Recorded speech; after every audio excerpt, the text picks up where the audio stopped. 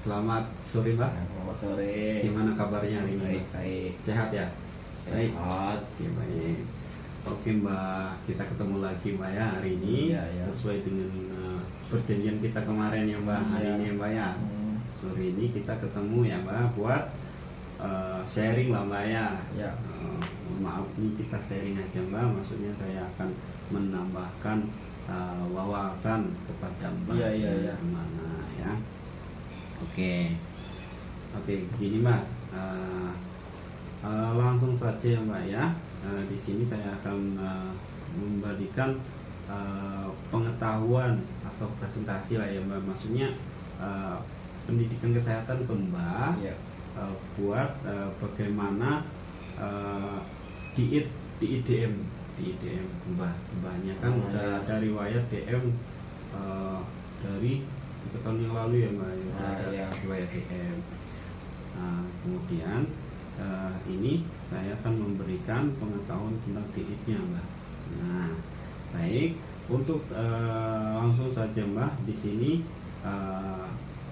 apa sih tanda dan gejala DM itu Mbak? Yang pertama itu tanda dan gejalanya itu sakit kepala, kemudian rasa cepat lelah, Ya. mengantuk, tenaga yang berkurang, dan gangguan pada kinerja yang disebabkan oleh kadar glukosa intersal rendah. Jadi Mbak ada nggak ngerasain salah satu di situ Mbak? Ada toh Mbaknya? Saya ngerasa cepat lelah katanya Mbak ya. Kemudian yang ada lagi, kemudian ada kram otot juga Mbak. Kemudian ada emosi yang tidak stabil. Ya Mbak, ada ngerasain Mbak? Iya. Apa yang ngerasain Mbak ngerasa sendiri? Kemudian ya itu Mbak, emosi yang lebih labil akibat ketidakseimbangan elektrolit itu Mbak. Ya, ya, Makanya ya. Mbaknya sering merasa tidak nyaman atau mungkin tidak senang dengan melihat orang, mungkin gitu ya Mbak ya. Iya, iya. Oke Mbak, kemudian apalagi Mbak selain itu? Ada masuk ke fisiknya. Yang pertama itu penurunan berat badan karena tidak terdapat metabolisme karbohidrat, lemak, kemudian protein yang normal sebagai akibat fungsi insulin yang rusak atau tidak ada. Ya. Jadi proteinnya itu menurun akibat insulinnya dalam tubuh apa itu rusak. Ya. Itu dan gejalanya biasanya seperti itu. Ada ngerasain? Ada. Ya Mbak ya. Oke. Nah, oke Mbak, untuk syarat di EDM. Nah, ini harus syaratnya ada Mbak buat di EDM-nya Mbak. Yang pertama itu energi yang cukup untuk mempertahan berat badan yang optimal. Jadi Mbaknya jangan malas makan. Nah, ya. Jangan banyak juga. Kemudian ya untuk mempertahankan berat badan yang seimbang, nggak boleh gemukan juga nggak boleh kurusan gitu ya Mbak ya. Kemudian penggunaan gula murni tidak diperbolehkan. Mbaknya kan sudah bagus, sudah pengen hidup sehat, Mbaknya udah paham, maksudnya sudah tidak makan manis-manis. Ya. Kemudian Mbaknya juga makan sayur gitu ya Mbak ya, yang manis. Kemudian Mbaknya juga udah ikut senam kaki DM juga, Mbaknya sudah ngikuti. Itu bagus Mbak, bagus sekali. Nah tapi Mbaknya juga harus selain itu menjaga berat badan juga yang optimal itu Mbak. Nah cara di DM Mbak. Nah di sini makanlah secara teratur. Ya. Makan secara teratur itu Mbak. Itu cara di SDM. Tapi secara teratur, tapi tidak ngasal. Tapi Mbaknya sudah tahu sendiri kan itu bagaimana. Kemudian makanlah banyak sayuran dan buah. Ya. Ini bagus mbak, sayur sama buah. Oke. Kemudian periksalah kadar gula secara teratur. Buahnya udah lama udah berapa nggak periksa? 1 tahun yang lalu ya mbak ya? Enggak, ya 1 tahun yang lalu itu mbaknya kemarin bilang udah 1 tahun yang lalu periksa darah, gula darah 140 kemarin banyak. Kemudian perbanyak aktivitas fisik dan olahraga sesuai dengan kemampuan dan secara teratur. Bagus, semuanya udah selalu mengikuti kegiatan fisik, itu udah bagus. Nah, itu cara keilmuan.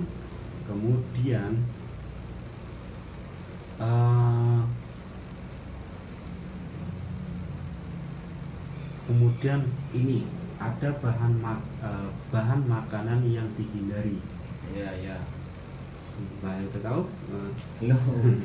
Udah tahu, mbaknya kan udah paham, tidak udah menghindari makanan manis. Menghindari kemudian. Nah ini mbak, yang pertama itu yang harus dihindari yaitu yang mengandung banyak gula. Apa itu gula pasir, sirup atau manisan, susu kental manis, es krim, kue manis, itu pokoknya itu dihindari. Nah mbahnya kan udah katanya sudah menghindari yang manis-manis, kayak kue juga manis. Tapi mbahnya kemarin bilang mbahnya masih minum susu katanya bagus, katanya protein. Iya mbak, benar, susu protein emang bagus, tapi tidak disarankan buat susu kental manis.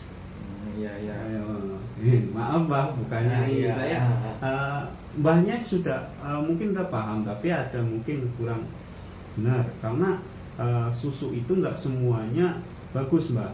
Jadi ada susu kental manis dan murni. Kalau misalnya mau minum susu yang murni mbak, itu tanpa gula. Kalau misalnya susu kental manis itu udah kandungannya gula mbak, itu jangan diminum lagi ya mbak ya. Mbaknya masih minum toh? Masih. Nah itu mbak, walaupun mbaknya udah menghindari gula, tapi ya susu kental manis itu gula mbak. Bagus.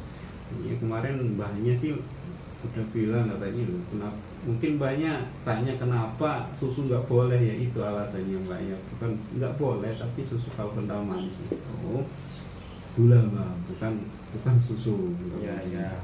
So, mengandung banyak gula itu yang hindari. Nah kemudian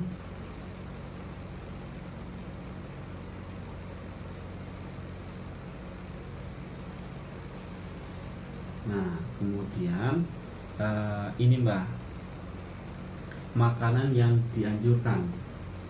Nah apa saja makanan yang dianjurkannya mbak? Yang pertama itu sumber karbohidrat. Nah sumber makanan ini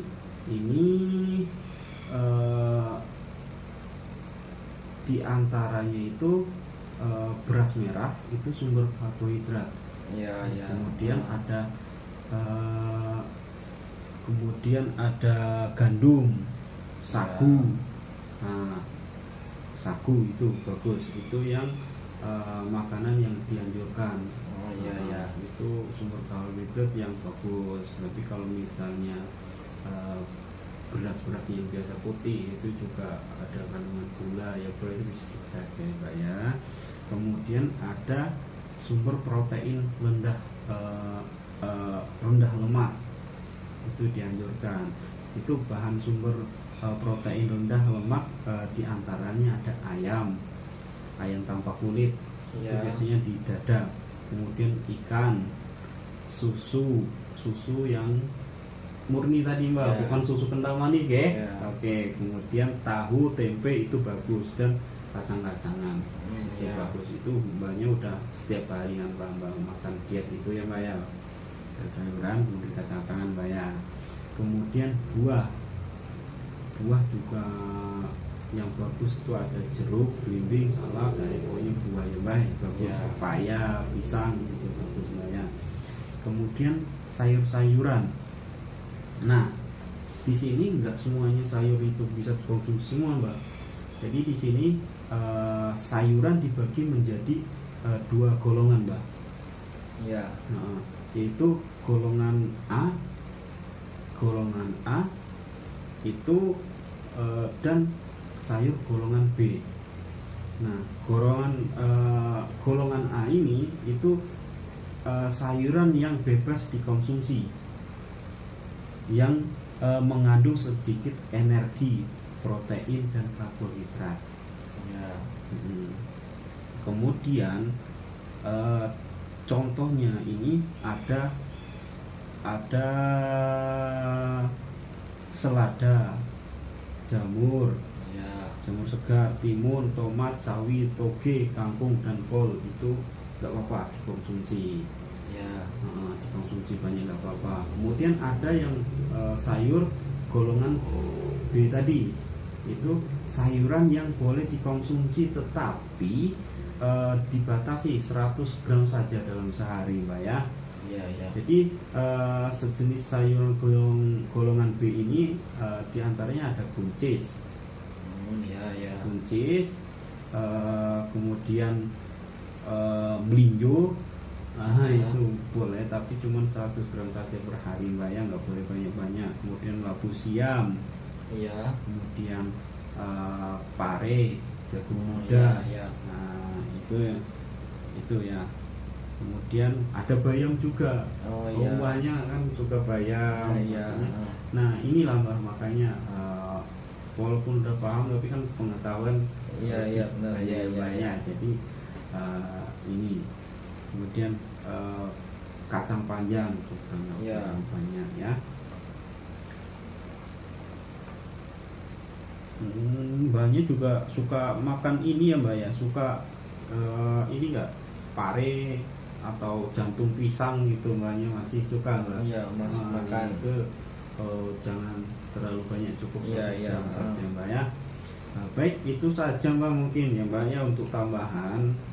Jadi Iya, di iya. sini kan mbahnya sudah menghindari manis-manis, Iya, tapi benar. mbahnya masih suka minum susu itu ya. Ya.